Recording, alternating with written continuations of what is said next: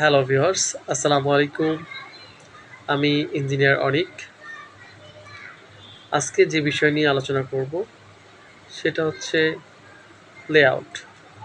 আপনি যদি প্রজেক্টে যে কোনো ফিল্ডে কাজ করতে চান বা যান, আপনাকে প্রজেক্টের লেআউট সম্পর্কে ভালো মতো জানতে হবে।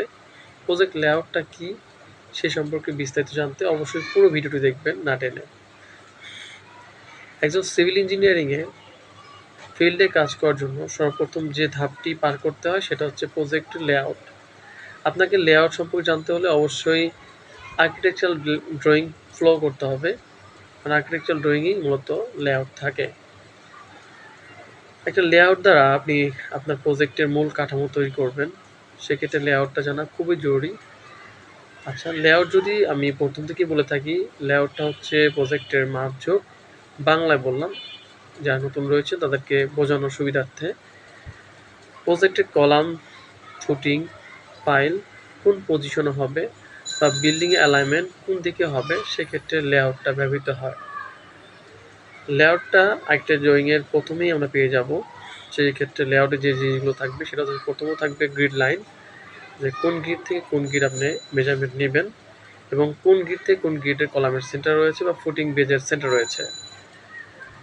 প্রথমত আপনি অবশ্যই প্রজেক্টটার ফিল্ডটা পরিষ্কার থাকবে এবং লং ডিরেকশন বা শর্ট ডিরেকশন যে কোনো এক পাশ আপনার 1 2 3 4 থাকবে এবং শর্ট ডিরেকশন বা লং ডিরেকশন যে কোনো এক পাশ ABCD এরকম একটা গ্রিড লাইন থাকবে। আপনার জমির বা প্ল্যানের বা জমির যে এরিয়াটায় বা যে পার্টটায় ডিরেকশনে শর্ট ডিরেকশন বা লং ডিরেকশনের যদি 4 কোণা থাকে, যে কোনো এক পাশ যে পাশ স্ট্রেট রয়েছে সে পাশ থেকে আমরা গ্রিড লাইনের মাপ ধরে থাকি। আপনাকে অবশ্যই জমিটাকে অ্যালাইনমেন্ট ঠিক করতে হবে।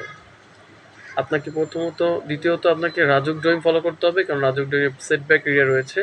রাজুক ড্রয়িং সম্পর্কে ধারণা থাকতে হবে।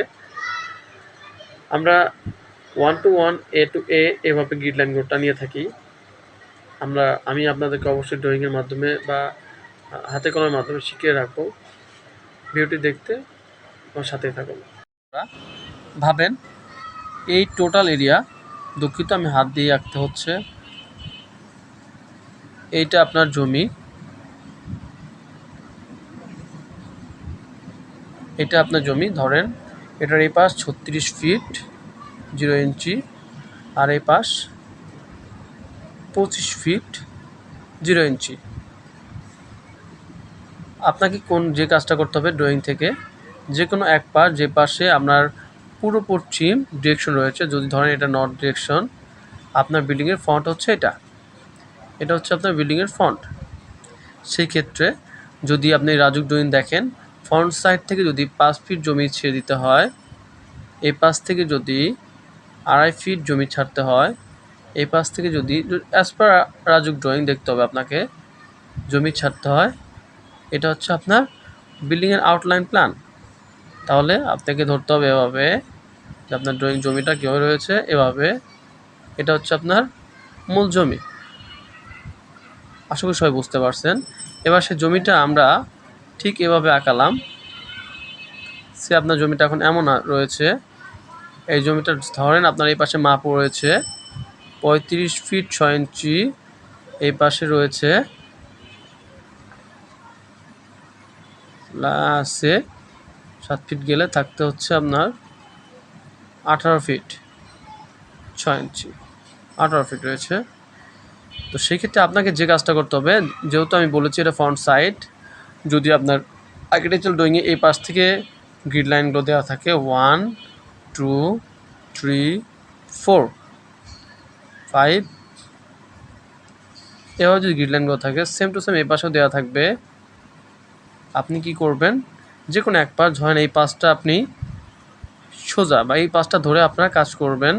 সেক্ষেত্রে বা এই পাশটা যে পাশটি স্ট্রেট থাকে সে ধরে কাজ করবেন।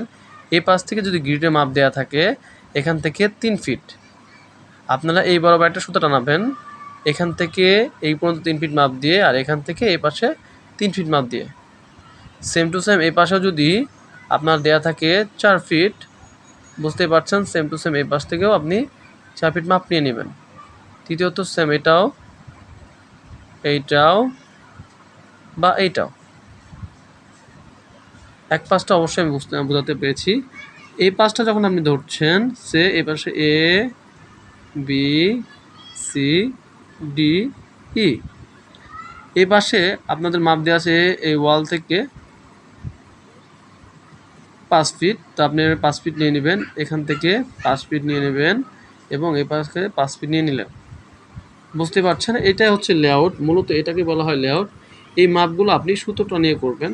অবশ্যই এইগুলোকে আপনি এই ক্রস চেক করবেন, এই ক্রসগুলো অবশ্যই চেক করবেন যে ঠিক আছে কিনা, জমিটা কি আদৌ অ্যালাইনমেন্ট ঠিক আছে কিনা, এই ক্রসগুলো চেক করে নেবেন। এবং লং লং একটা ক্রস চেক করবেন, যে জমিদার সুবিধা ক্ষেত্রে আপনাকে গ্রামের ভাষায় বলা হয় এটা ক্রস ভাঙ্গা, যে ক্রস ঠিক আছে কিনা চেক করা। অবশ্যই যদি বোঝাতে পারি,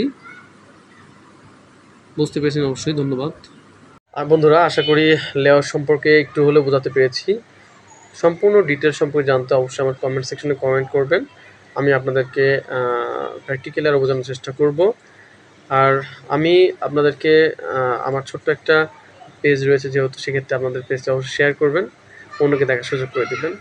আর যদি আপনি আমার অফলাইনে শিখতে চান বা অনলাইনে শিখতে চান আমার কাছ থেকে কাজ, অবশ্যই আমার কমেন্ট সেকশনে জানাবেন। ধন্যবাদ, আল্লাহ হাফেজ।